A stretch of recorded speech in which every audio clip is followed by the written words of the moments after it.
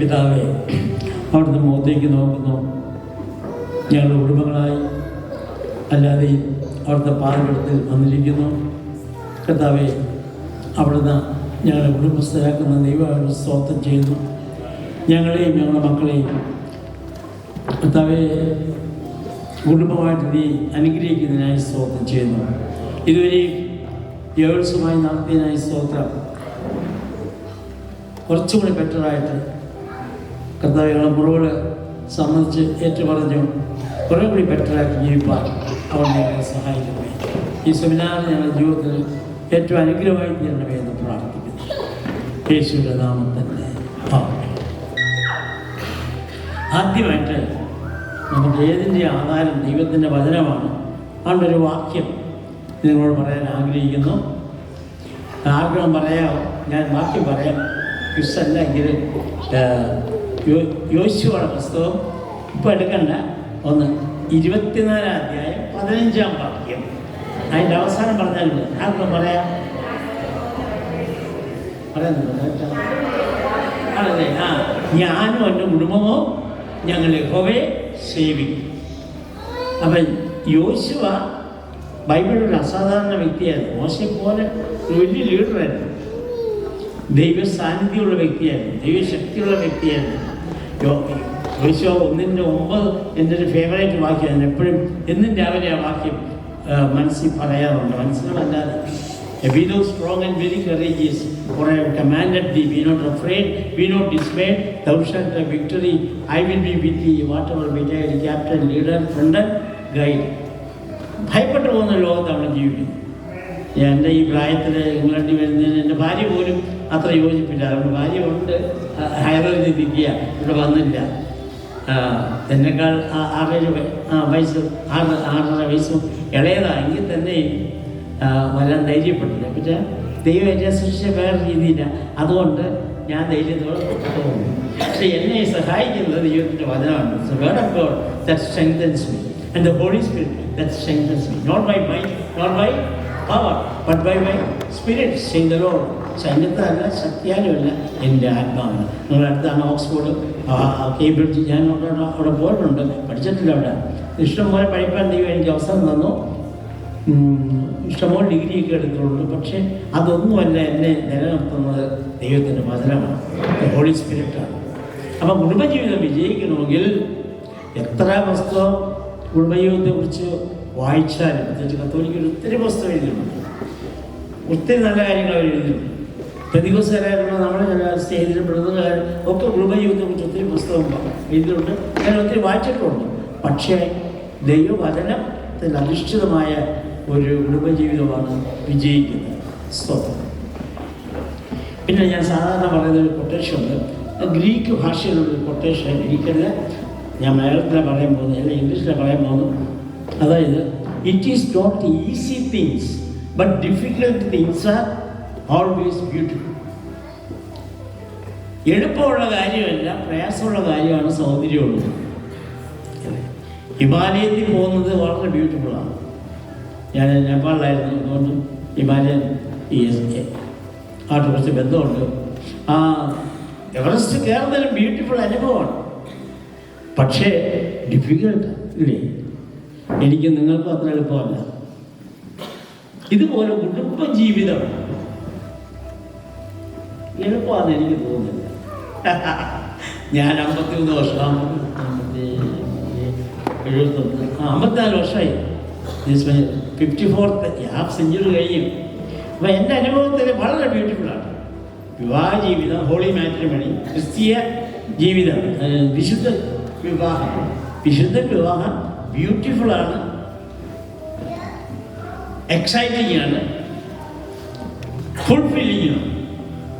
എന്നാൽ ഒരു 10-25 വർഷമൊക്കെ ആകുമ്പോൾ പല പല പ്രശ്നങ്ങൾ. മക്കളായി, അമ്മായിയമ്മ ഉണ്ട്, അമ്മയുണ്ട്, കൊച്ചുങ്ങൾ, ആൻറ്റികളൊക്കെ ആയി പ്രശ്നങ്ങൾ സങ്കീർണമാകും. ഇപ്പം ലാറ്റർ ഡേയ്സ് ആകുമ്പം മറ്റ് പ്രശ്നങ്ങൾ, ഹെൽത്ത് ഇഷ്യൂസ്. എന്തെങ്കിലും ഹെൽത്ത് ഇഷ്യൂസ് ഇല്ലാത്ത സ്ത്രീകളും പുരുഷന്മാരും ഭൂമിയിൽ വളരെ കുറവ്. അപ്പോഴും ചിലരെ കണ്ടിട്ടുണ്ട് എനിക്കൊരു അസുഖമില്ല എന്ന് പറയും. That is special case, god's grace. അപ്പോൾ പ്രായമാകുമ്പോൾ അതിൻ്റെ പ്രശ്നം Christian life or family life is not easy എന്ന് ആദ്യം മനസ്സിലാക്കും. ഹണിമൂൺ സീസണൊക്കെ ഭയങ്കര ഹാപ്പി ആയിരിക്കും. പക്ഷേ എന്നും ഹണിമൂൺ നടത്താൻ നമുക്ക് പറ്റത്തില്ല. നമുക്കെന്നും ഈ സ്വിറ്റ്സർലൻഡിൽ പോകാനൊക്കത്തില്ല, എന്നും ഡൽഹിയിലെ താജ്മഹലിൽ പോയി ഭാര്യയായിട്ടിരിക്കാനൊക്കത്തില്ല. ഞാനും താജ്മഹലിൽ പോയി ഇരുന്നിട്ടുണ്ട് ഭാര്യയായിട്ട്. പക്ഷേ അപ്പം ഇനി താജ്മഹൽ പണിത് ഞാൻ വായിച്ചിട്ടുണ്ട്. എത്രയോ ലേബറേഴ്സ്, എത്രയോ ദിവസങ്ങൾ കൊണ്ടാണ് താജ്മഹൽ പണിത്. Taj Mahal is so beautiful, but പണി ഭയങ്കര ഡിഫിക്കൽട്ടാണ്. ഷാജഹാൻ അത് പണിതെടുത്ത പ്രയാസമാണ്. അതുപോലെ സൈലന്റ് നൈറ്റ്, ഹോളി നൈറ്റ് ക്രിസ്തീയ നിങ്ങൾക്ക് ഏറ്റവും പ്രിയപ്പെട്ട ഒരു ഗാനമാണ്, പ്രത്യേകിച്ച് കത്തോലിക്കും. അത് എഴുതിയൊരു അച്ഛനാണ്, ഇറ്റാലിയനാണ്, പേര് ഞാൻ മറന്നുപോയി.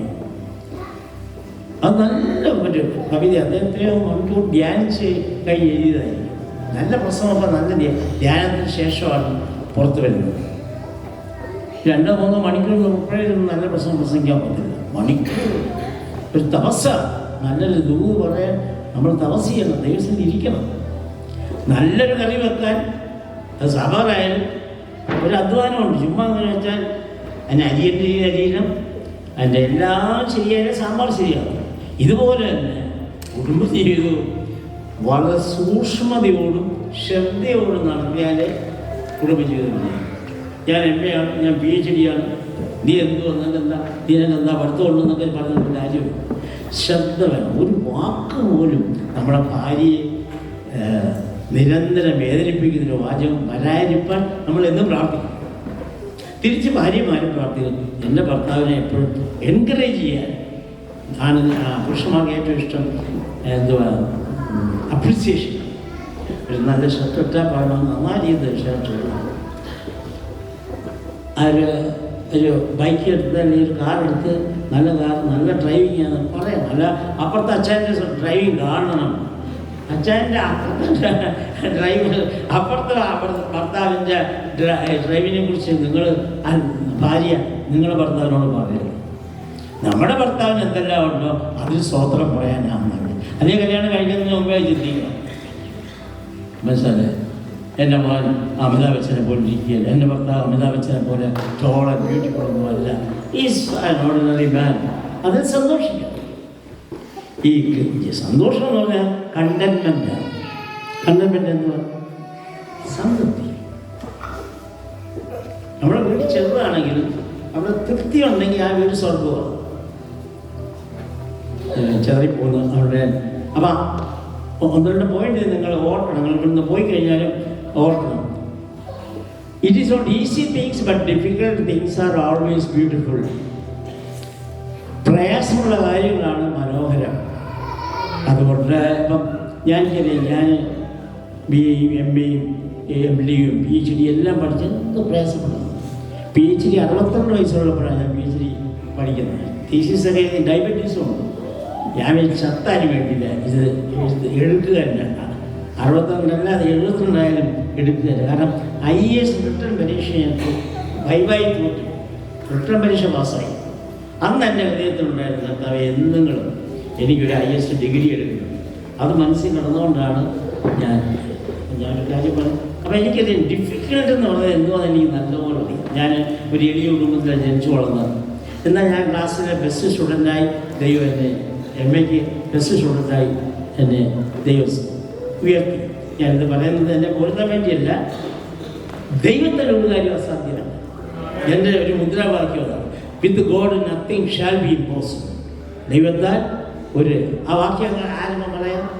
എൻ്റെ ഓഫറിങ്ങുള്ള പൈസ കിട്ടാൽ പിന്നെ പൈസ ഇല്ല, വേണേൽ 10 പൗണ്ട് തരാം ആ വാക്യം പറയുന്നെങ്കിൽ. പക്ഷെ ഇപ്പോൾ എൻ്റെ പൗണ്ടില്ല. ആ വാക്യമുള്ള നിങ്ങൾക്കറിയാം. പക്ഷേ അത് വാക്യവും റെഫറൻസും രണ്ടും ഒരുമിച്ച് അറിഞ്ഞിരിക്കണം. എൻ്റെ സ്നേഹിതൻ സാംസി സാമൂൽ എന്നെ പഠിപ്പിച്ചതാണ്. 50 വാക്യങ്ങളും അതിൻ്റെ റെഫറൻസും കാണാൻ പഠിച്ചത്.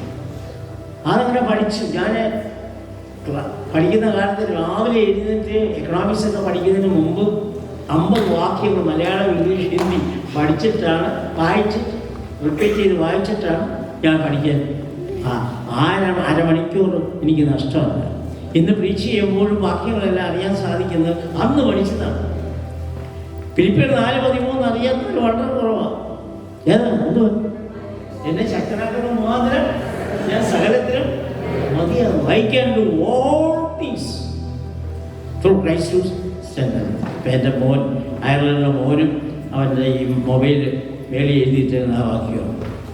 നമ്മൾ പറയുന്ന തലമുറ ഇവിടെ ആ പാട്ട് പാടി എനിക്ക് ഇഷ്ടമുള്ള പാട്ടാണ്.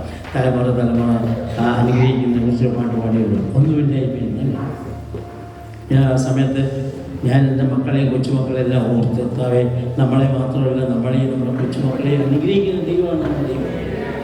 Price lord. ഞാൻ പ്രസംഗത്തിൻ്റെ ഒന്നും ആയില്ല. ഇനി ഒരു ഇൻട്രഡക്ഷനിൽ നിൽക്കുകയാണ്. വിവാഹം ഗോഡ് ഓർഡൈൻഡ്. ഒരു പാസ്റ്ററോ ഒരു പുരോഹിതനോ ഒരു ബിഷപ്പോ അല്ല കല്യാണം ഓർഡൈൻ ചെയ്ത് കർത്താവാണ്, ദൈവം നമ്മളെ യോജിപ്പിച്ച കർത്താവാണ്. അത് അറ്റുപോകാത്ത സ്നേഹമായിരിക്കണം. അത് ഒരാഴ്ചത്തേക്കുള്ളതല്ല, ഒരു മാസത്തേക്കുള്ളതല്ല, ഒരു വർഷമല്ല. എന്തിനു പറയുന്നത് 50 ആയില്ലേ, എൻ്റെ 50 കഴിഞ്ഞില്ലേ, 50 വർഷത്തേക്കുള്ളതുമല്ല, മരണം വരെ നിലനിൽക്കുന്നതായിട്ട്. തെറ്റുകുറ്റങ്ങൾ വരാം, കുറവുകൾ വരാം. സമയക്കുറവുകൊണ്ട് ഞാൻ എൻ്റെ മനസ്സിൽ വരുന്ന ചിന്തകൾ അങ്ങ് അടുക്കി ചുറ്റിയില്ലെങ്കിൽ പറയുകയാണ്. ഇതെൻ്റെ സ്വന്തം കൊട്ടേഷനാണ്. ദീർഘക്ഷമയിൽ ഒരു PhD ഉള്ളവർക്ക് കുടുംബജീവിതത്തിൽ വിജയിക്കാറുണ്ട്. എന്തുവാ? ദീർഘക്ഷമയിൽ ഒരു PhD. എൻ്റെ ഭാര്യ നല്ലൊരു ഭാര്യയാണ്, സംശയമൊന്നുമില്ല. പെർഫെക്റ്റ് ഞാൻ പറയുന്നത്. ഞാനും പെർഫെക്റ്റ്. എൻ്റെ കുറവുകൾ എൻ്റെ ഭാര്യയോട് ചോദിച്ചാൽ അറിയാം. എല്ലാവരും പറയുമ്പോൾ പാസ്റ്റർ പറഞ്ഞ് എന്തായാലും കേട്ടില്ല, ഒരു നല്ല കാര്യങ്ങൾ പറഞ്ഞു. പാസ്റ്റർമാരെല്ലാം അങ്ങനെ പറയും. പക്ഷേ ഭാര്യയ്ക്കായിരിക്കും എൻ്റെ കുറവുകൾ പറയാൻ കഴിയും. തികച്ചും ബഹുമാനവും സ്നേഹവും ഉണ്ട്. ആത്മഭാരത്തെക്കുറിച്ച് കൂടുതൽ പറയും. നിങ്ങൾ അത്രയും ആത്മഭാരമുള്ളവരെ എനിക്ക് അറിയുന്നില്ലെന്ന് പറയും. പക്ഷേ നിങ്ങൾക്ക് ഒത്തിരി കുറവുകളുണ്ടെന്ന് പറയാം. ഞാൻ അടുക്കള പണി ഒത്തിരി പഠിക്കുന്ന കാലത്ത് നല്ലപോലെ പഠിക്കുന്നുണ്ട്. ഒന്നും എന്നെ അമ്മ പഠിപ്പിച്ചുമില്ല, ഞാൻ പഠിച്ചില്ല. അതുകൊണ്ട് ആ പുള്ളിക്കാരി അവിടെ പിടിച്ചുണ്ട്. ഒരു ചായ ഇടാൻ പോലും അറിയാം. ചായ ഇടാൻ അറിയാൻ കേട്ടോ. പക്ഷേ എന്നെ കൊണ്ട് ഇരിയിപ്പിക്കുന്നില്ല. കാരണം ഇട്ടാൽ യുദ്ധക്കളമെന്നാണ് പറയുന്നത്. അവിടെ എല്ലാം പാത്രങ്ങൾ, സ്പൂണും ഒരു ചായക്ക് വേണ്ടി ആവശ്യത്തിലധികം ഗ്ലാസ് എല്ലാം തരും. നിങ്ങൾ ചായ ഇടാൻ അപ്പോൾ ഇപ്പം ഞാൻ പറയുന്നുണ്ട്, അടുത്ത തലമുറയിൽ അല്ലെങ്കിൽ വരാൻ പോകുന്ന തലമുറയിൽ പെൺകുട്ടികൾക്ക് അടുക്കള പണി അറിയത്തില്ലെങ്കിൽ കല്യാണം നടക്കും. ഇത്രയും പ്രൊഫഷൻ ചോദിക്കും, നിനക്ക് വല്ലതും അറിയാം, നീ PhD ആയിരിക്കും, പക്ഷേ കാപ്പിയുടെ അറിയാം, സാമ്പാറിനൊക്കെ അറിയാം, ഷുഗറുണ്ട് കേട്ടോ. എന്നോട് പുരുഷന്മാർ പറഞ്ഞല്ലോ. അതുപോലെ തന്നെ പുരുഷന്മാർക്കും കുക്കിംഗ് അറിയത്തില്ലെങ്കിൽ ഒരു രക്ഷയില്ല. ഞാൻ ചെറുപ്പക്കാരനായിരുന്നു ഇതുപോലെ ജോലിയും ചെയ്യാൻ അറിയത്തില്ലെങ്കിൽ എൻ്റെ കല്യാണം കഴിഞ്ഞ ആരും ഭൂമിയും കാണത്തില്ല. എൻ്റെ ഭാര്യ ഇൻ്റർവ്യൂ ചെയ്തപ്പോൾ എന്നോട് ചോദിച്ചില്ല അടുക്കള പണി അറിയാമെന്ന് ചോദിച്ചത് ഞാൻ. പക്ഷെ പുള്ളിക്കും അറിയത്തില്ല. പിന്നീട് എൻ്റെ കൂടെ നേപ്പാളി വന്നു കഴിഞ്ഞാൽ അവിടെ വേലക്കാരും ഇല്ല, ആരുമില്ല, എല്ലാം പഠിച്ചു. സ്വതന്ത്രം ഞാൻ മനസ്സിലാക്കുക. ഞാൻ ഈ പറഞ്ഞു പോകുന്നെങ്കിലും നിങ്ങൾ ഗ്രഹിക്കേണ്ടത് എടുക്കുക. പുരുഷന്മാർ ദയവ് ചെയ്ത് ഇപ്പം പിന്നെ ഞാൻ കോമേഴ്സ് ചെയ്യാൻ തൂക്കിയവൻ പലപ്പോഴും തൂക്കും, ബാത്റൂം വൃത്തിയാക്കും. അതിന് പ്രത്യേകിച്ച് ട്രെയിനിങ് ഒന്നും വേണ്ട. ഇപ്പം ഞാൻ PhD വരെ പഠിക്കാൻ ഈ കൈ പരീക്ഷ എഴുതാൻ ഈ കൈയെ ദൈവം വരപ്പെടുത്തെങ്കിൽ ഈ കൈ കൊണ്ട് ബാത്റൂം കഴിയാനൊന്നും കുഴപ്പം. മനസ്സിലായി?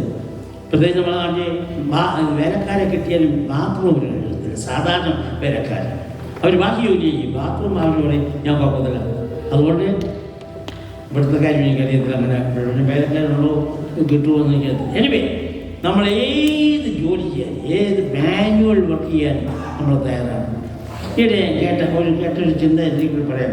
ഈ കർത്താവ് ഉയർത്തെഴുന്നേറ്റ് കഴിഞ്ഞ് തെബിരീസ് കടപ്പുറത്ത് യോഹന്നാൻ 21 കടപ്പുറത്ത് ശിഷ്യന്മാരെ വിപിടിക്കാനൊക്കെ പിന്മാറി എന്ന് വേണമെങ്കിൽ പറയാം. അവർ പോയി. പക്ഷെ കർത്താവ് അവിടെ വന്നു. അവരെ പിന്മാറിയെങ്കിൽ അവരെ തേടി വന്നു. കർത്താവ് റൊട്ടി ഉണ്ടാക്കി. നമുക്കറിയത്തില്ല എങ്ങനെയാണ് ഉണ്ടാക്കിയെന്ന് നമുക്കറിയത്തില്ല. പക്ഷെ റൊട്ടി ഉണ്ടാക്കിയെന്ന് പറയുന്നു. കർത്താവ് മീൻ ചുട്ടു. 153 മീൻ അവരെ പിടിച്ചു, അതിലും ചില കൊണ്ടുവരാൻ പറഞ്ഞു. അപ്പം ആ പ്രാസംഗ്യൻ, അദ്ദേഹം പെന്തിക്കോസ്തുകാരനല്ല, കത്തോലിക്കയിലൊരു അച്ഛനാണ്. നിങ്ങൾക്കറിയാം മൊറൈസ് അല്ല, ബോബി അച്ഛൻ. എനിക്ക് ബോബി അച്ഛനെ ഇഷ്ടമല്ല, തിയോളജി ഇഷ്ടമല്ലെങ്കിലും അയാളുടെ പ്രസംഗം ഇഷ്ടമാണ്. അദ്ദേഹം പറഞ്ഞത്, കർത്താവ് സാധാരണ കർത്താവല്ല, ഉയർത്തെഴുന്നേറ്റ കർത്താവ് ഒരു ഷെഫായി, ഒരു കുക്കായി മാറി. അങ്ങനെയാണെങ്കിൽ നമ്മുടെ നാട്ടിലൊക്കെ ഈ പെടാ പാസ്റ്റേഴ്സ്, സെൻട്രൽ പാസ്റ്റർ, മറ്റേ പാസ്റ്റർ, ഈ പ്രസിഡന്റ്, അവരെയൊന്നും നമുക്ക് കിട്ടത്തില്ല. അവർ കൺവെൻഷനിലെ കാലം ഷൈൻ ചെയ്യും. അവരെ ഭാര്യമാരുടെയോ പ്രശ്നം, അവർക്ക് അങ്ങനത്തെ പാസ്റ്റർമാർ അടുക്കള ഇങ്ങനത്തെ ഷെഫൊന്നും ആകത്തില്ല. അപ്പം നമ്മൾ എത്ര വലിയ ആളായാലും ഷെഫാകാൻ മടിക്കും. ഷെഫിൻ്റെ ഒരു ഇംഗ്ലീഷിലുള്ള വാക്കാ ഇവിടെ കോമണാണോ എന്തോ, അതായത് കുക്ക്, അഡ്വാൻസ് കുക്ക്, മനസ്സിലായി. അപ്പോൾ ഇവിടെ ദൈവം ഓർഡൈൻ ചെയ്താണ് വിവാഹം, അത് ആർക്കും മുറിക്കാനും പറ്റില്ല. ഇനി അടുക്കാണ്ട് ഞാൻ പറയട്ടെ, വിവാഹത്തിൻ്റെ വിജയത്തിൻ്റെ ഒരു രഹസ്യം, വിവാഹത്തിന് മുമ്പ് തന്നെ നമ്മൾ പ്രാർത്ഥിച്ചോളണം. ദൈവത്തിൻ്റെ ചോയ്സ് കിട്ടാൻ വേണ്ടി. ഇവിടെയാണ് കേരളത്തിൽ പ്രത്യേകിച്ച് വളരെ അനേകം പരാജയപ്പെടുന്നത്. അതുകൊണ്ട് കുടുംബജീവിതം 10 വർഷം കഴിയുമ്പോൾ ഡൈവേഴ്സ്, വിവാഹം കഴിച്ച അന്ന് തന്നെ ഡൈവേഴ്സ് ചെയ്യുന്ന കേസിൽ കേട്ടു. മനസ്സിലായി? നിങ്ങളുടെ ദൈവത്തെ സ്തുതിക്കണം. ഓരോ ദിവസവും നമ്മളെ ജയോത്സവം നടത്തുന്ന ദൈവത്തെ സ്തുതിക്കണം. നമ്മുടെ കുടുംബത്തിൽ ഡൈവേഴ്സ് വരരുത്. നമ്മൾ മാത്രമല്ല, നമ്മുടെ കുടുംബത്തിൽ അത് വരരുത്. വരാതിരിക്കാൻ വേണ്ടി പാടുന്നില്ലെന്ന് എനിക്ക് മനസ്സിലായി. മര്യാദയ്ക്ക് ജീവിച്ച കുഴപ്പമൊന്നും, വിശ്വാസത്തോടെ വിശ്വസ്തയോട് നമ്മൾ ജീവിച്ചാൽ കുഴപ്പമില്ല. അപ്പോൾ ഞാൻ ഒരു വിവാഹത്തെക്കുറിച്ചൊരു ക്ലാസ് എനിക്ക് 20 വയസ്സുള്ളപ്പോൾ ഞാൻ കേട്ടു. അന്ന് ചാട്ടപ്പള്ളി എന്ന് പറഞ്ഞ ദേവദാസൻ പറഞ്ഞു, നിങ്ങൾ ഇന്ന് മുതൽ വലിയ ലോങ് പ്രയർ വേണ്ട, ഷോർട്ട് പ്രയർ പ്രാർത്ഥിക്കുക, ജീവിത പങ്കാളിക്ക് വേണ്ടി പ്രാർത്ഥിക്കുന്നു. ഞാൻ 7 വർഷം പ്രാർത്ഥിച്ചു. പഠിച്ചുകൊണ്ടിരിക്കുന്ന കാലത്ത് നീണ്ട പ്രാർത്ഥനയല്ല, ചുരുക്കത്തിൽ കർത്താവേ നല്ല ചോയ്സായിരിക്കും. 27ാമത്തെ വയസ്സിലാണ് ഞാൻ പോകാൻ കഴിച്ചത്. അപ്പം എനിക്ക് ദൈവത്താൽ തിരഞ്ഞെടുക്കപ്പെട്ട ഒരു കുട്ടിയെ ദൈവം തന്നു. അതുകൊണ്ട് യാതൊരു തെറ്റുമില്ല. നമ്മുടെ കുഞ്ഞുങ്ങളെ ചില ജീവിത പങ്കാളിക്ക് വേണ്ടി പ്രാർത്ഥിക്കുക. പലപ്പോഴും marriage is between estate, marriage between cards, marriage between bank balance. ഓരോരുത്തർ ബാങ്ക് ബാലൻസ് നോക്കി കല്യാണം. അല്ല, കുട്ടിയുടെ പണ്ടൊക്കെ ആണെങ്കിൽ വീണ്ടും ജനിച്ചോ എന്ന് ചോദിച്ചിട്ടാണ് വിവാഹത്തോട് ചിന്തിക്കുന്നത്. എന്നോട് തന്നെ പറയും, സാറേ എനിക്ക് അതിന് പെൺകുട്ടിയെ വേണമെന്നൊരു. ഞാൻ പറയും, എന്ത് വാട്ട് യു എക്സ്പെക്റ്റ്? നല്ല ഹൈറ്റ് ഉണ്ട്, ഹൈറ്റിലും അന്വേഷിക്കണം. പുരുഷന്മാരുടെ ഹൈറ്റിൽ സൗന്ദര്യം സന്തോഷമാണ്. പക്ഷെ അതല്ല ആദ്യം തോന്നുന്നത്. ജിറാഫിന് വിവാഹം കഴിച്ചാൽ മതിയല്ലോ, ഹൈറ്റ് വേണമെങ്കിൽ. അപ്പോൾ ഹൈറ്റൊക്കെ നമ്പർ 1. അവൾ ദൈവവൈദ്യനാണോ എന്ന് നമ്മൾ ചോദിക്കും. എന്തെല്ലാം ചോദിക്കുന്നത് കാനഡയിലാണോ, ഓക്സ്ഫോർഡിലാണോ, കേംബ്രിഡ്ജിലാണോ, ലെസ്റ്ററിലാണോ? ഇവിടെയൊക്കെ വരുന്നത് തെറ്റെന്നുള്ള അർത്ഥത്തിലല്ല ഞാൻ പറയുന്നത്. ദൈവം അയച്ചു വരണം, ജീവിക്കണം, സന്തോഷിക്കണം. പക്ഷേ ഞാൻ ചെറുപ്പത്തിലേ ദൈവം എന്നെ പഠിപ്പിച്ചൊരു കാര്യമുണ്ട്, ഒരു വാക്യം. 1 യോഹന്നാൻ 1:17 എടുക്കണമെന്നില്ല, കാണാതെ പഠിക്കുന്ന വാക്യം. ലോകവും അതിൻ്റെ മോഹവും ഒഴിഞ്ഞു പോകും, ദൈവേഷം ചെയ്യുന്നതിനോ എന്നേക്കും നിലനിൽക്കും. The world and its allurements will pass away, but those who do the will of God will remain forever. ഞാൻ കമ്പാരിറ്റീവ്ലി കേരളത്തിൽ വളരെ ഹാപ്പിയായ ആളുകളുണ്ടാണ്. എന്താ അതിൻ്റെ കാരണം എന്ന് ചോദിച്ചാൽ, പോപ്പുലാരിറ്റി കൊണ്ടല്ല, പണം കൊണ്ടല്ല, സൗന്ദര്യം കൊണ്ടല്ല, വിദ്യാഭ്യാസം ഉള്ളതുകൊണ്ടല്ല, ICPയുടെ പ്രഥമ സ്റ്റാഫ് ആയതുകൊണ്ടല്ല. ഞാൻ കർത്താവിനെ അക്ഷയമായി സ്നേഹിക്കുന്നു. അതുകൊണ്ട് വിവാഹം കഴിക്കാൻ പോകുന്ന ചെറുക്കൻ ആ ഭക്തനായിരിക്കും. ഇന്ന് ഭക്തന്മാരില്ല, ശാസ്ത്രജ്ഞന്മാരുണ്ട്, ഡോക്ടർമാരുണ്ട്, എഞ്ചിനീയേഴ്സുണ്ട്. ചില പേരൻസ് കുട്ടികൾ, അമ്മമാർ കുഞ്ഞ് വയറ്റിൽ കിടക്കുമ്പോഴേ മെഡിക്കൽ കോളേജ് അഡ്മിഷൻ അന്വേഷിച്ചു തുടങ്ങും. മനസ്സിലായി? മെഡിക്കൽ കോളേജ് അഡ്മിഷൻ നല്ല, എഞ്ചിനീയറാകുന്നത് നല്ലതാണ്. പക്ഷേ അതാണ് ജീവിതത്തിൻ്റെ വിജയം നിങ്ങൾ ഒരിക്കലും വിചാരിക്കുക. എൻ്റെ മക്കളായാലും തന്നെ എഞ്ചിനീയറായിട്ട് ഡോക്ടറാണ്. പക്ഷെ അവർ വളരെ സന്തോഷമായിട്ട് ജീവിക്കും. എൻ്റെ രണ്ടാമത്തെ മോള് MBBS റിട്ടേണ്ടായിരുന്നു. അവൾ തന്നെ പറഞ്ഞു, ഞാൻ MBBS ആദ്യത്തെ എഴുതി കിട്ടിയില്ല, രണ്ടാമത് കിട്ടിയ തന്നെ പിന്നെ ഞാൻ എഴുതിയില്ല. നേഴ്സാണ്. ഇപ്പോൾ ആസ്ട്രേലിയയിൽ നല്ല MSc ഒക്കെ എടുത്ത് നല്ല സന്തോഷത്തോടെ ജീവിക്കുന്നു. അപ്പം അവൾ പറഞ്ഞ്, പപ്പ ICPയുടെ സ്റ്റാഫ് ഉൾപ്പെടാം. അന്ന് ICPയുടെ ശമ്പളം ഇല്ല, കാര്യമായിട്ടില്ല, നോമിനൽ ശമ്പളം നമ്മുടെ പാസ്റ്ററിനൊക്കെ അറിയാം. അപ്പോൾ പപ്പയുടെ ശമ്പളം കൊണ്ട് എനിക്ക് MD പഠിക്കാനും പറ്റില്ല. MD ഇല്ലാതെ കേരളത്തിൽ ഒരു അർത്ഥമില്ല. MBBS കൊണ്ട് അവിടെ ഒരു കാര്യം നടക്കുന്നത്. അപ്പം ഞാൻ പറഞ്ഞത്, ലോകത്തിൻ്റെ മോഹം ഒഴിക്കുമോ നിവേശം ചെയ്യാനോ നീങ്ങുന്നില്ല. രണ്ടാമത്തെ മോള് മൂത്ത മോള് MBA, രണ്ടാമത്തെ മോള് മെഡിക്കൽ നഴ്സിംഗ് MSc, മരുമോള് നഴ്സിംഗ് MSc, മോൻ BCom MCom വരെ പഠിച്ചു. പക്ഷെ ഇവരെല്ലാം വെൽ പ്ലേസ്ഡ് ഉണ്ടാവും. അതുകൊണ്ട് നമ്മൾ ഡോക്ടറായില്ലെങ്കിലും എഞ്ചിനീയറായില്ലെങ്കിലും ദർ ആൾ വെൽ പ്ലേസ്ഡ്. അപ്പം നമ്മൾ കണ്ടതിലൂടെ പ്രാർത്ഥിക്കുകയാണെങ്കിൽ നമ്മുടെ മക്കൾ ഡോക്ടറായില്ലെങ്കിലും എഞ്ചിനീയർ ആയില്ലെങ്കിലും ആയ കുഴപ്പമൊന്നുമില്ല, നല്ലത്. ആയില്ലെങ്കിലും ദൈവം അവനെ പുലർത്തുവാൻ ശക്തനാണ്. അപ്പോൾ ഞാൻ വന്നൊരു ചുക്കുടിപ്പിയ കാര്യം പറഞ്ഞത്, വിവാഹത്തിന് മുമ്പ് തന്നെ നമ്മുടെ ജീവിത പങ്കാളിയെ തിരഞ്ഞെടുക്കുന്നതിനെ കുറിച്ച് ധാരണ ഉണ്ടായി. പണമായിരിക്കുന്നത് മെയിൻ, സൗന്ദര്യമായിരിക്കുന്നത് മെയിൻ തിങ്. ഇതൊന്നും വേണ്ടെന്ന് തന്നെയാണ് പറയുന്നത്. ഇതെല്ലാം വേണം, പക്ഷേ ആ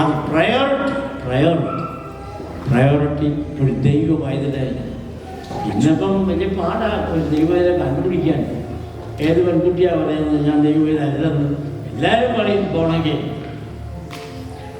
ചക്കയാണെങ്കിൽ തുറന്നു നോക്കാം, നമുക്ക് തുറന്നു നോക്കാനോ?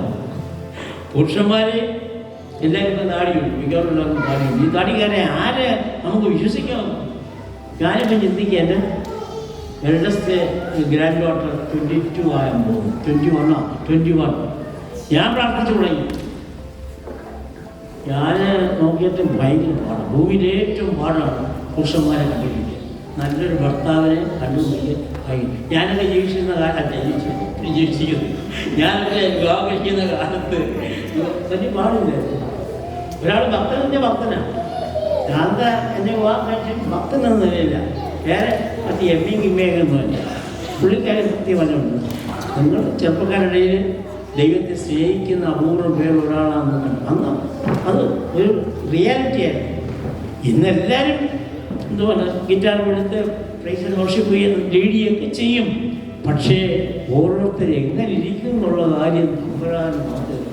ഹോളി സ്പിരിറ്റിൻ്റെ വലിയൊരു ശക്തി നമുക്കില്ലെങ്കിൽ, ഒരു വിവേചന വരം ഡിസേണിങ് സ്പിരിറ്റ് ഇല്ലാതെ നമുക്ക് ഒരു പുരുഷനെ അളക്കാനാണ്. ഇനി സ്ത്രീയുടെ കാര്യം, പുരുഷന്മാരെക്കാൾ നിഗൂഢതയുള്ള ഒരു സ്ത്രീയെ പൂർണ്ണമായിട്ട് പഠിച്ചാൽ ആരുമില്ല.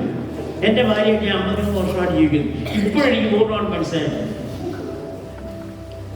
കുറേ മനസ്സിലായി, എന്നെ കുറച്ചും കൂടി മനസ്സിലായി. അതുകൊണ്ട് നമ്മുടെ പുരുഷന്മാർ കുറേ കൂടി ഓപ്പണും ഫ്രാങ്കും, അവർ കുറേ കൂടി നിഗൂഢത ഓപ്പണായിട്ടുള്ളതുകൊണ്ട് ഇല്ലെന്ന് ഞാൻ പറയുന്നു. പ്രധാന വിഷയത്തിലൂടെ വന്നില്ല. അപ്പോൾ മക്കളെ, ചിലതൊക്കെ പിടിയാണ് വളരെ ഇമ്പോർട്ടൻ്റ് ആയിട്ടുള്ളത്. ഞാൻ വിവാഹം കഴിക്കുന്നതിന് ഒരു കൊച്ചു ബുക്ക് വായിച്ചിട്ടുണ്ട്. ആ ബുക്കിൻ്റെ പേര് Christ centered home. Billy gram എഴുതിയ ബുക്കാണ്. ഡൽഹി വെച്ച് ഞാൻ വായിച്ചു. ഞാൻ വിവാഹം കഴിക്കുന്ന ഒരാഴ്ച മുമ്പ് വായിച്ചാൽ അതെൻ്റെ ഹൃദയത്തെ വളരെ സ്പർശിച്ചു. ആ ബുക്കിനകത്ത് ബില്ലി ഗ്രാം എഴുതിയൊരു വാചകം നിങ്ങൾ ഓർക്കുമ്പോഴാണ്, a Christ centered home is a heaven on earth. A Christ-centered home is a heaven on earth. Not a television-centered home. Television എന്നല്ല പറയുന്നത്. Not wealth-centered home, not bank-balance-centered home, not beauty-centered home. Bible പറഞ്ഞാൽ സൗന്ദര്യം മൊത്തം എന്നൊക്കെ സദൃശവാക്യങ്ങളാണെങ്കിൽ ഞങ്ങളെ വീട്ടിൽ എന്നും പ്രാർത്ഥന രാവിലെ സദൃശവാക്യം വായിക്കുന്നു, രാത്രി മറ്റേതൊന്നും വായിക്കും. അപ്പോൾ അത് വായിച്ചത് 31 അധ്യായം വണ്ടർഫുൾ. ലേഡീസിൻ്റെ അധ്യായമാണെങ്കിലും പുരുഷന്മാർക്ക് വളരെ ബാധകമാണ്. അപ്പോൾ നമുക്ക് ക്രൈസ്റ്റ് സെൻറ്റർ, നമ്മുടെ സെൻറ്റർ, നമ്മുടെ ഫോക്കസ്, നമ്മുടെ കുടുംബത്തിൻ്റെ ഫോക്കസ് ഈ ലോകത്തിൻ്റെ പണമോ കാനഡയോ അമേരിക്കയോ ലെസ്റ്ററോ ഒന്നും ആയിരിക്കരുത്. നമ്മുടെ ഫോക്കസ് ക്രൈസ്റ്റ്. എഴുതി വെക്കും ചില വീടുകളിൽ ക്രിസ്തു വീടിൻ്റെ നായരും ഇല്ല, നാഥയില്ല. പല വീടുകളിലും മനസ്സിലായി. ചില വീടുകൾ നമ്മുടെ അല്ല, നോൺ ക്രിസ്ത്യൻസ്. ചില വീടുകളിൽ normal Christians. Liquor is the centre of their life. നമ്മുടെ അതായിരിക്കരുത്. ഞാൻ ഇന്നലെ അവിടെ ക്ലാസ് എടുത്തതിന് കുടുംബജീവിതത്തിൻ്റെ വിജയത്തിൻ്റെ 2 രഹസ്യം പറഞ്ഞത്. ഒന്ന്, ക്വയറ്റ്. പുരുഷന്മാരും സ്ത്രീകളും കുടുംബ പ്രാർത്ഥനയ്ക്ക് പുറമെ ഒറ്റയ്ക്ക് ഒരു ദിവസം അരമണിക്കൂറെങ്കിലും, പ്രത്യേകിച്ച് രാവിലെ ഒരു 20 മിനിറ്റെങ്കിലും ദൈവവചനം വായിക്കുകയും പ്രാർത്ഥിക്കുകയും ചെയ്യും. പ്രാർത്ഥന എന്ന് പറഞ്ഞാൽ ഷോപ്പിംഗ് ലിസ്റ്റ് അയക്കില്ല, അത് വേണം. പക്ഷേ മെയിനായിട്ട് ദൈവത്തെ സ്തുതിക്കുക, ദൈവത്തെ നന്ദി പറയുക, സ്വതന്ത്രം പറയുക, സ്വതന്ത്രം ഉറ്റിരിപ്പിക്കുക. പിന്നെ 3, കുറവുകൾ ഏറ്റു പറയുക, മധ്യസ്ഥ പ്രാർത്ഥന, മറ്റുള്ളവർക്ക് വേണ്ടി പ്രാർത്ഥിക്കുക, ഒടുവിൽ നമ്മുടെ ആവശ്യങ്ങൾ പ്രാർത്ഥിക്കുക, നമ്മൾ തന്നെ സമർപ്പിക്കുക. ഞാൻ 19 വയസ്സിൽ അത് കേട്ടത്. അന്ന് മുതൽ ഇന്ന് രാവിലെയും കോയറ്റേക്ക് കല്യാണ ദിവസവും ബ്യൂട്ടി പാർലറൊന്നും പോയില്ല. ദൈവസന്നിധി ലോകത്തിലെ ഏറ്റവും നല്ല ബ്യൂട്ടി പാർലറാണ് ഡയന ബ്യൂട്ടി പാർലറല്ല, പിന്നെയോ കർത്താവിൻ്റെ വാദകൊണ്ടാണ് ലോകത്തിലെ ഏറ്റവും വലിയ ബ്യൂട്ടി പാർലർ. മോശ 40-80 ദിവസം ദൈവസന്നിധി ഇരുന്നപ്പോൾ എന്ത് സംഭവിച്ചു? മുഖം പ്രകാശിച്ചു.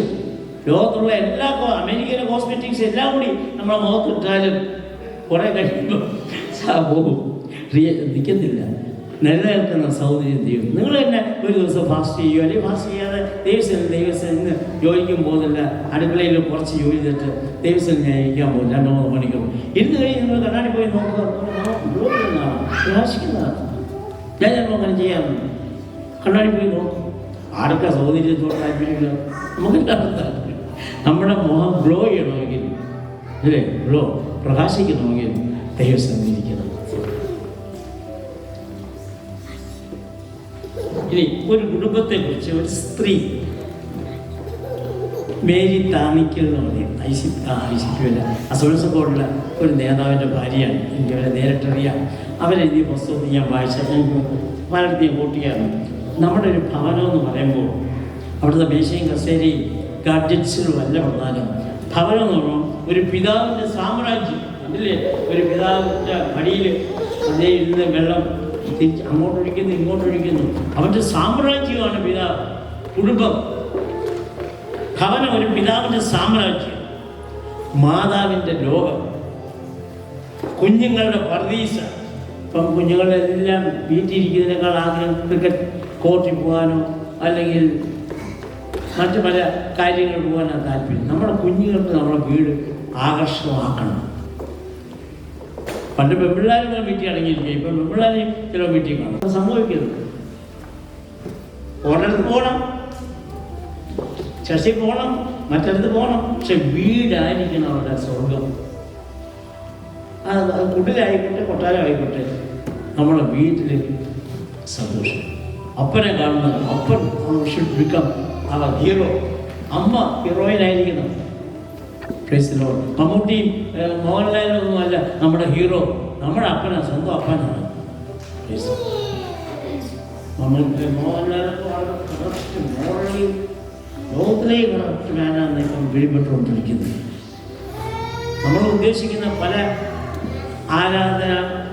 ആരാധിക്കുന്ന ആളുകൾ അവരുടെ അഹം ഇഷ്ടം പിടിച്ച അവസ്ഥയാണ്. അവരഭിനയിക്കും, നല്ലപോലെ അഭിനയിക്കും. ഞാൻ പണ്ട് നല്ലപോലെ അഭിനയിക്കുമായിരുന്നു. യൂണിവേഴ്സിറ്റി ലെവലിൽ മോണോ ആക്ടിന് നമ്പർ 2 ആയിരുന്നു. ഹോൾ കേരളത്തിൽ ഒരു യൂണിവേഴ്സിറ്റിയുള്ള കാലം. പക്ഷെ കർത്താവിൽ വന്നു കഴിഞ്ഞാൽ അതെല്ലാം കാണും. പ്രീസറും അപ്പോൾ മാതാവിൻ്റെ ലോകം, കുഞ്ഞുങ്ങളുടെ പർദീസ, സ്നേഹവും ലാളനയും ലഭിക്കുന്ന ഇടം, ഹൃദയം തുറന്ന് ഇടപെടാവുന്ന സ്ഥലം.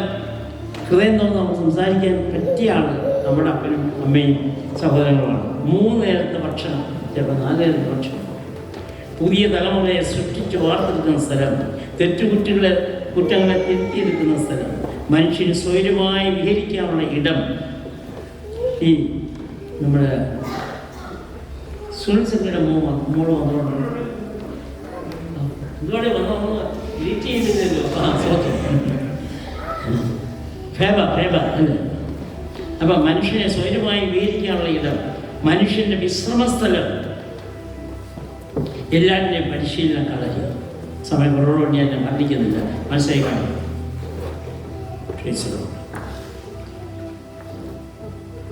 ഇനി സക്സസ്ഫുൾ മാരേജിനെ കുറിച്ച് 3 എക്സ്പേർട്സ്, ലോകത്തിലെ വളരെ അറിയപ്പെടുന്ന ഫാമിലി എക്സ്പേർട്സ്, ലോകത്തിലെ ഏറ്റവും അറിയപ്പെടുന്ന ഒരു ഫാമിലി എക്സ്പേർട്ടാണ് ജെയിംസ് ഹോബ്സൺ. അമേരിക്കയിലെ പ്രസിഡന്റിനൊക്കെ ഭയങ്കര ഇഷ്ടമായാലേ, അയാൾ ഒത്തിരി പുസ്തകം എഴുതിയിട്ടുണ്ട്. അതേ മാരേജിനെ കുറിച്ച് ഒത്തിരി കാര്യം പറഞ്ഞു. ഇന്ന് അദ്ദേഹത്തെ ഞാൻ പറയുന്നില്ല. അദ്ദേഹം പറഞ്ഞ ഒരു കാര്യം ചെറുപ്പക്കാരെ കുറിച്ച് ഇന്നലെ ഞാൻ പറഞ്ഞായിരുന്നു. Adolescence is a journey in a troubled turbulent journey in a troubled sea. അതേ പറഞ്ഞ വാചകം. ഈ 12-നും 18 വയസ്സുള്ള കുട്ടികളെ മാതാപിതാക്കൾ വളരെ ശ്രദ്ധിക്കും. അവർ കലങ്ങി മറിഞ്ഞ ഒരു ബോട്ട് പോലെ ഇളകി മറിഞ്ഞ ഈ ലോകത്ത് അവർ ജീവിക്കുന്നു. 18-19 കൂടി സൂക്ഷിക്കണം. 20 കഴിയുമ്പോഴത്തേക്ക് ഒരു പരുവാകും, പിന്നെ ഒരു മെച്ചൂരിറ്റിയാകും. ചില 24 മെച്ചൂരിറ്റിയാകും. നമ്മുടെ കുഞ്ഞുങ്ങളാണ് നമ്മുടെ സമ്പത്ത്. പേരൻറ്റിങ് ഒരു വലിയ വിഷയം, അത് തന്നെ 1 മണിക്കൂർ പഠിപ്പിക്കേണ്ടതാണ്. പക്ഷെ പേരൻറ്റിങ്ങിനെ കുറിച്ച് എനിക്ക് ഇടയ്ക്കുള്ളിൽ പറയാം. പേരൻറ്റിങ്ങിനെ കുറിച്ച് എനിക്ക് കിട്ടിയ ഏറ്റവും നല്ല ഉപദേശം ബൈബിളിൽ. ഞാൻ PhD ചെയ്തത് ചെറുപ്പക്കാരുടെ 12-നും 18 വയസ്സിടയ്ക്കുള്ള കുട്ടികളുടെ പ്രശ്നങ്ങളും പരിഹാര മാർഗങ്ങളുമാണ്. അതിനാൽ തന്നെ കൺക്ലൂഷൻ ഫൈൻഡിങ് ആയിട്ട് ഇനി അവസാനിച്ചിരിക്കുന്നത് സദൃശവാക്യങ്ങൾ 22:6. സദൃശവാക്യങ്ങൾ 22:6. മലയാളത്തിലോ ഇംഗ്ലീഷിലോ ഒന്ന് വായിച്ച് കുറച്ച് വായിച്ച്. മകൻ നടക്കേണ്ടുന്ന വഴി അവനെ അഭ്യസിപ്പിക്കുക, അവൻ വൃദ്ധനായാലും വിട്ടുമാറുന്നു. നിങ്ങൾ വളരെ ഗൗരവമായിട്ടെടുക്കണം. ഞാൻ 5 വർഷം കൊണ്ട് ചെറുപ്പക്കാരുടെ വിഷയങ്ങൾ പഠിച്ച് ഒടുവിൽ കൺക്ലൂഷനായിട്ട് എഴുതിയത് ഈ വാക്യമാണ്. എത്ര ശരിയാണ്.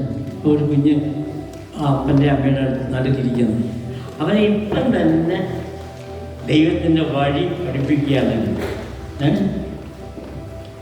എൻ്റെ പ്രായമാകുമ്പോഴും മര്യാദ കണ്ടേ എഴുതിയിട്ടുള്ളത് കറക്റ്റ്. ഈ രാജ്യത്ത് വന്നു കഴിഞ്ഞാൽ അബ്ദുൽ കലാമിൻ്റെ ഒരു വാചകം കേട്ടു. ബിരുദം, ഡിഗ്രി എന്ന് പറയുന്നത് ഒരു കടലാസ് പേപ്പർ മാത്രമാണ്. വിദ്യാഭ്യാസം, യഥാർത്ഥ വിദ്യാഭ്യാസം എന്ന് പറയുന്നത് സ്വഭാവവും പെരുമാറ്റവും. MA വരെ പാസ്സായപ്പോൾ പെരുമാറാൻ ചില ആളുകളുടെ പെരുമാറ്റം കണ്ടാൽ സങ്കടം. ഞാൻ എൻ്റെ പള്ളിയിൽ നിന്നുകൊണ്ട് എൻ്റെ ബൈബിളും ബാഗും കസേരയ്ക്ക് ആളില്ലാത്തതുകൊണ്ട് വേറെ ഒരു ദേവദാസൻ അമേരിക്കയിൽ നിന്നാണ് വന്നത്. എന്നിട്ട് എന്തോ അസുഖം ഉണ്ടോ എന്ന് എനിക്ക് അറിഞ്ഞൂടാ. അദ്ദേഹം വന്നിട്ട് ആദ്യം എൻ്റെ ആ ബൈബിളും ബാഗും അപ്പുറത്ത് ഇങ്ങ് എറിഞ്ഞു. അദ്ദേഹത്തിന് പറയാം, ഞാനതിന് ഒരു കാലത്ത് ബോസായിരുന്നു, എൻ്റെ ജൂനിയറായിട്ട് വർക്ക് ചെയ്ത ആളെ പറയുന്നില്ല. ഇപ്പം അവനിക്ക് പോയി ആരകണ്ടായതാണോ എന്തോ എനിക്ക് ഭയങ്കരമായിട്ട് ഫീൽ ചെയ്യുന്നു. ഞാനൊന്നും വേണ്ടിയില്ല. അയാൾ MA B.Ed എന്ന് പറഞ്ഞിട്ട് എന്ത് ഫലം? പെരുമാറ്റം, ജെന്റിൽ ബിഹേവിയർ. ഒരു സ്ത്രീയുടെ സ്വത്ത് എന്ന് പറയുക ക്വയറ്റ് ആൻഡ് ജെന്റിൽ.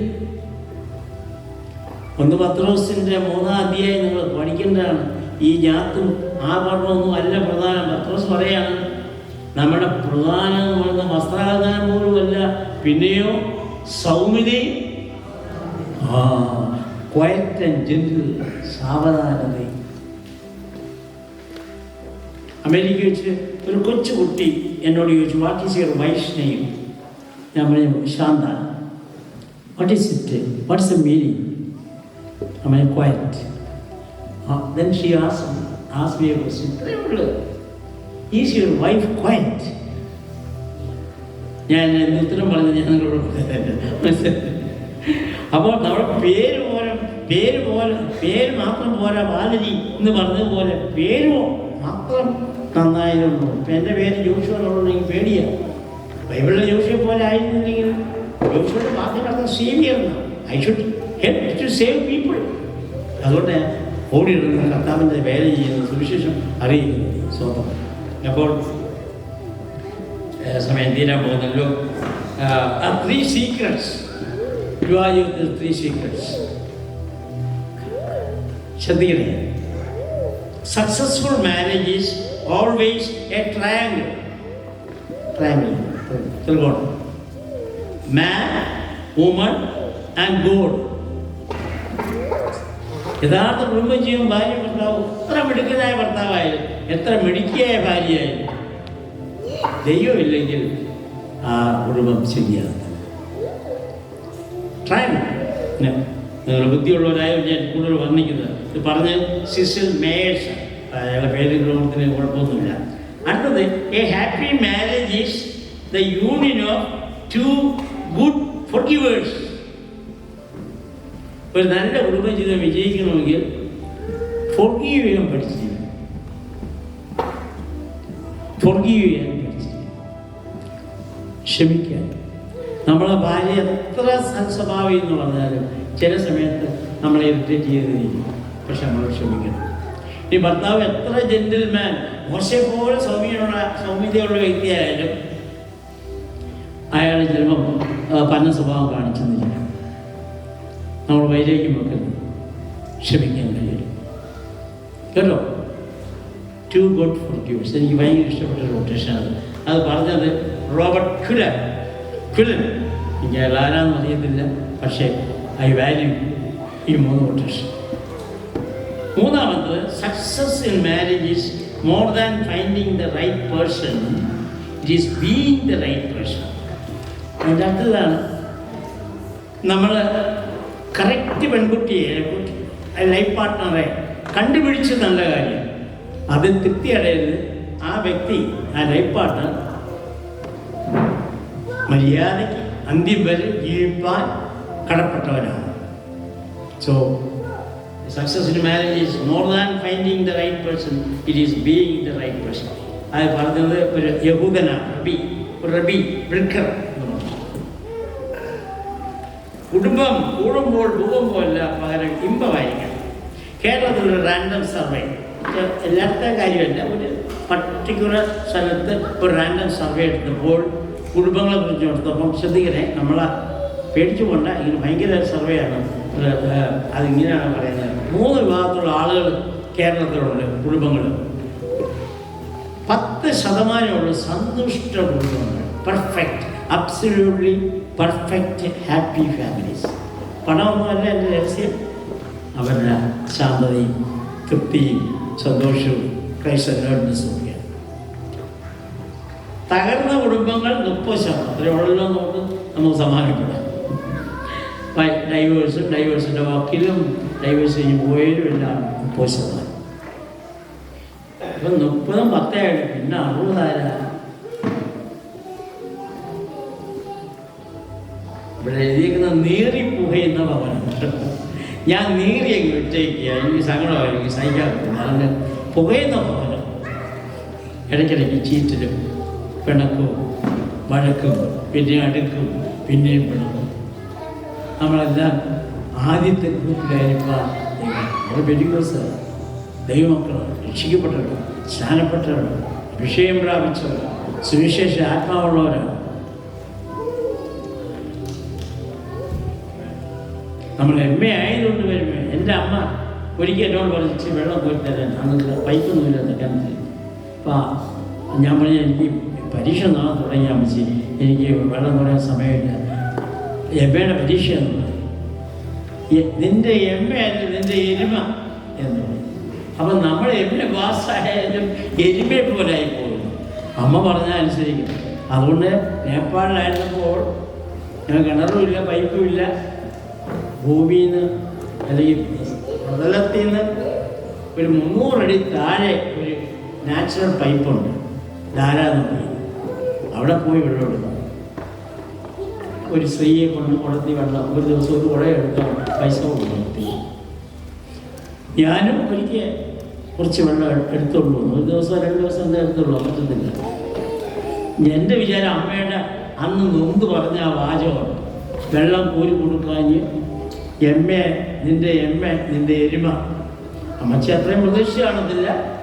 ഞാനിപ്പോഴും വിശ്വസിക്കുന്നത് അമ്മയെ ഞാൻ വേദനിപ്പിച്ചുകൊണ്ടാണ് ഞാൻ അവസാനം വെള്ളത്തിന് വേണ്ടി 300 അടി പോകേണ്ടി വരുന്നത്. അതുകൊണ്ട് നമ്മൾ വളരെ സൂക്ഷിക്കണം. നമ്മുടെ പ്രായമായ മാതാപിതാക്കളോട് പറയുന്നത്, അതെ എല്ലാവരോടും നമ്മൾ പറയുന്ന വാക്കുകൾ വളരെ സൂക്ഷിക്കണം.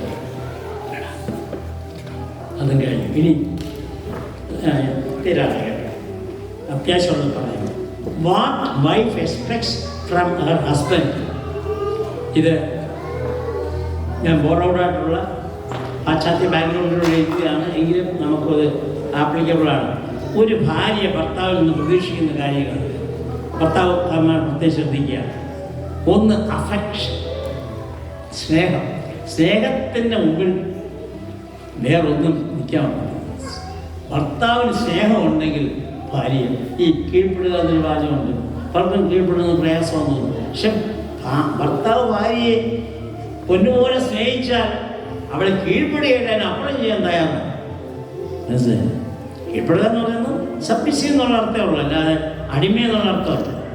അപ്പോൾ അഫെക്ഷൻ, ഭർത്താക്കന്മാർ സൂക്ഷിക്കണം. സ്നേഹം, നിങ്ങൾ എവിടെ പോയാലും. ഇപ്പം ഞാൻ തന്നെ ഇവിടെ എൻ്റെ ഭാര്യ അവിടെ പ്രാർത്ഥിക്കുമ്പോൾ ശാന്തയാണ് ആദ്യം, ശാന്തിക്ക് വേണ്ടിയാണ് ആദ്യം പ്രാർത്ഥിക്കും. അഫെക്ഷൻ, മനസ്സിലായി? നമ്മളുടെ ഹൃദയം അവർക്ക് കൊടുക്കണം. ഭർത്താവ് കഴിഞ്ഞാൽ പിന്നെ നമ്മുടെ ഭാര്യ തന്നെയാണ്, സംശയമില്ല. പണ്ട് അമ്മയാണ്, ഇപ്പം ഭാര്യ. 2, എക്കണോമിക് സെക്യൂരിറ്റി. പ്രസംഗിച്ചൊന്നും കാര്യമില്ല, പൈസ.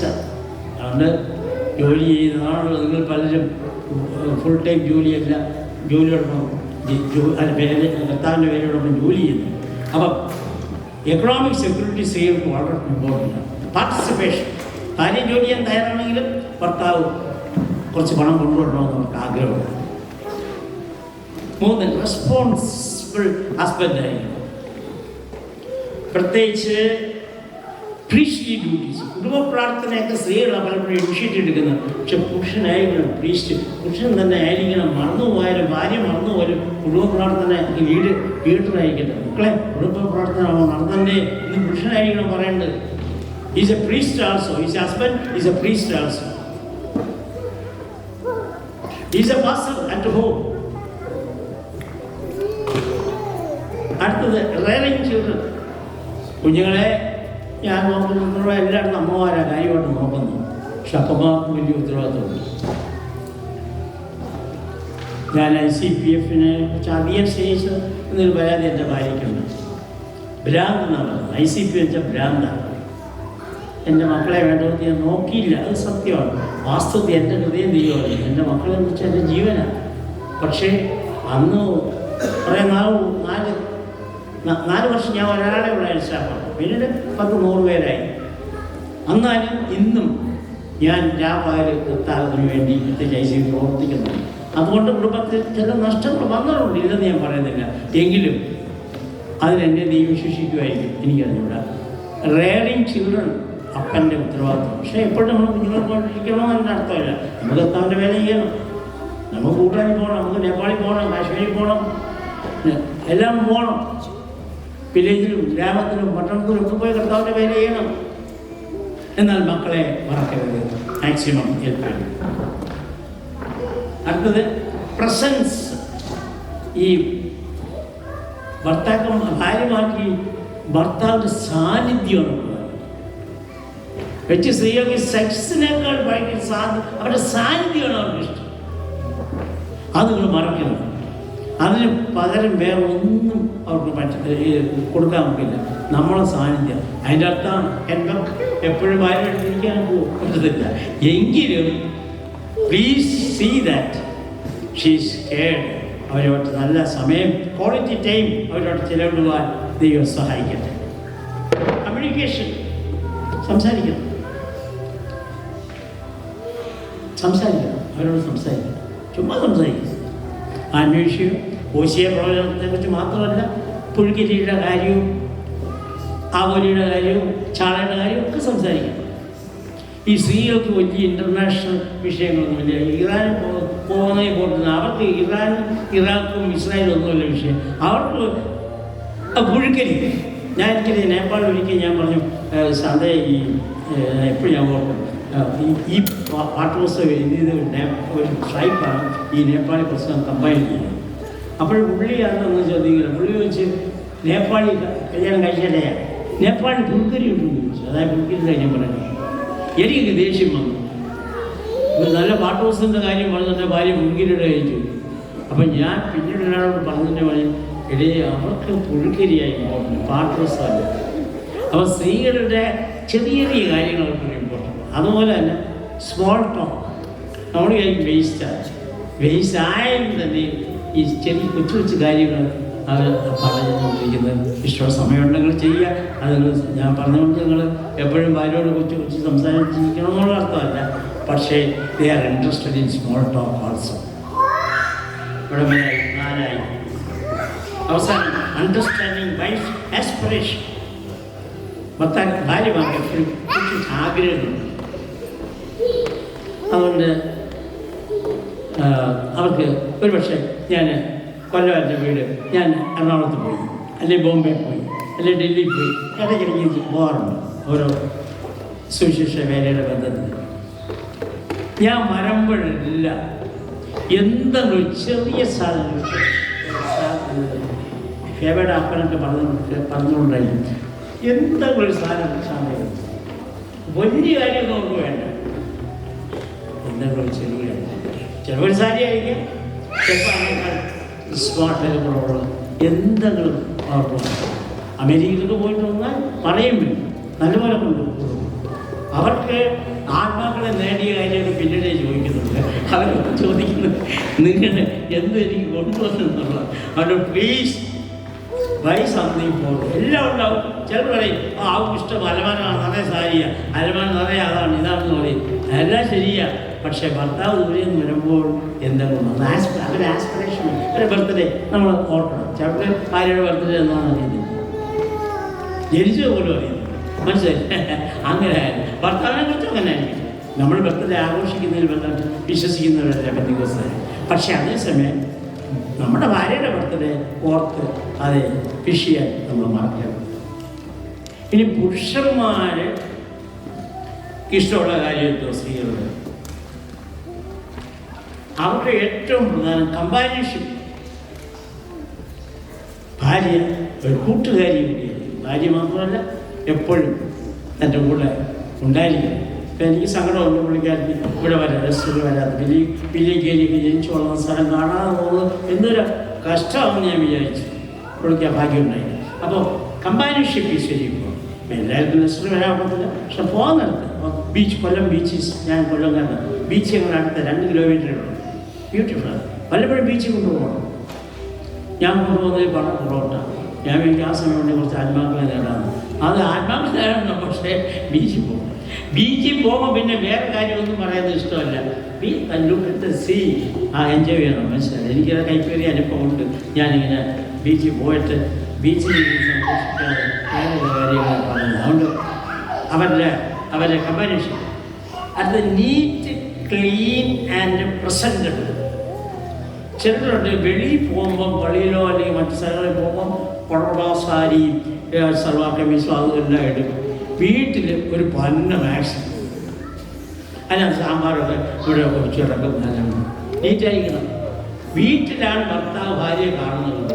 അതിൻ്റെ അർത്ഥം വീട്ടിൽ സിൽക്ക് സാരിയും സിൽക്ക് സൽവാറും ഇട്ട് നിൽക്കണമെന്നുള്ള അർത്ഥമല്ല. നീറ്റായി എനിക്ക് ഭയങ്കര നിർബന്ധമാണ്. മനസ്സിലായില്ലേ? കാരണം ഞാൻ ഭാര്യ നല്ലപോലെ കാണുന്ന വീട്ടിലാണ്, ഞാൻ മിക്കവാറും പുറത്തില്ല. അപ്പം നീറ്റ്, ക്ലീൻ ആൻഡ് പ്രസൻറ്റബിൾ. അടുത്ത ടൈംലി സപ്പോർട്ട്, അത് വളരെ പ്രധാനം. ടൈംലി ഒരു ഭർത്താവിന് ആവശ്യമുള്ളപ്പോൾ ഒരു അസുഖം വരുമ്പോൾ ഭർത്താവ് ഭാര്യ അടുത്തുണ്ടായിരിക്കണം. എത്ര ഡോക്ടർ ഉണ്ടെങ്കിലും ഭാര്യയുടെ സാന്നിധ്യം ഞാൻ സമയം കുറവുള്ളത്. അടുത്ത അഡ്മിറേഷൻ ആൻഡ് അപ്രീസിയേഷൻ. നമ്മൾ നല്ലൊരു ശുശ്രൂഷ ചെയ്താൽ അച്ഛനെ ദൈവം ഉപയോഗിച്ചു പ്രൈസ് ദി ലോർഡ് എന്ന് പറയണം. അല്ലാതെ എത്ര പൈസ കിട്ടിയെന്നല്ല ചോദിക്കേണ്ടത് എത്ര ആത്മാക്കളെ നേടുന്നു. ഇതിനകത്ത് ഞാൻ പറഞ്ഞില്ല, ഞാൻ അഞ്ചാമത് പറയാം. പക്ഷേ ഇവിടെ എഴുതിയേക്കുന്നത് പുരുഷന്മാരുടെ ഏറ്റവും വലിയ ആഗ്രഹം എ സാറ്റിസ്ഫൈഡ് സെക്സ് ലൈഫ്. അത് ഇച്ഛിച്ചാന്ന് ചിന്തിച്ചാൽ പറ്റത്തില്ല. അതും ഗോഡ് ഓർഡേൺഡാണ്. അത് ഒരു സാക്രമെന്റ് പോലെ ആണ്. അതേസമയം നമ്മൾ ബീസ്റ്റ് ആകല്ല, ഒരു മൃഗത്തെ പോലെ ആയിപ്പോയി. സ്ത്രീകളുടെ ആരോഗ്യവും അവരുടെ ചേഞ്ചസും എല്ലാം മനസ്സിലാക്കി വളരെ ശാന്തമായി ആ കാര്യം കൈകാര്യം ചെയ്യേണ്ടിയിരിക്കുന്നു. ഈ ഒരു പഠനമനുസരിച്ച് ഭാര്യ ഭർത്തൃ ബന്ധത്തിലെ പല താഴെപ്പിഴകളുടെ പിന്നിൽ പലപ്പോഴും ലൈംഗിക ജീവിതത്തിലെ അസംതൃപ്തിയാണ് കാരണമായിരിക്കുന്നു എന്ന് പഠനങ്ങൾ വെളിവാക്കുന്നു. അത് നിങ്ങൾ ഓർത്തോണം. ചില വീടുകളിൽ പ്രശ്നങ്ങൾ ഉണ്ടാകുന്നത് അവർ പറയത്തില്ല ഇതാണ്, പക്ഷെ അതിൻ്റെ അടിയിലതായിരിക്കും. അത് നിങ്ങൾ ശ്രദ്ധിച്ച് ചെയ്യണം. കൂടുതൽ വിവരിക്കുന്നില്ല. എൻ്റെ ഭാര്യ പറയും ആ കാര്യം കൂടുതലൊന്നും പറയാൻ എല്ലാവർക്കും എല്ലാം അറിയാം, അത് ഏറ്റവും കുറച്ച് പറഞ്ഞാൽ പറയും, ഞാൻ കൂടുതൽ പറയുന്നില്ല. വേറൊരു കാര്യം, ഞാൻ എൻ്റെ സ്വന്തം അഭിപ്രായമാണ്. ഒടുവിൽ പരസ്പരം സ്നേഹിപ്പാൻ കിട്ടുന്ന അവസരങ്ങൾ ഒന്നും പാഴാണ്. നമുക്ക് നമ്മുടെ ഭാര്യയെ സ്നേഹിപ്പാൻ ഒരു അവസരം കിട്ടിയാൽ, നമ്മുടെ ഭർത്താവിനെ സ്നേഹിപ്പാൻ ഒരു അവസരം കിട്ടിയാൽ അത് പാഴാക്കും.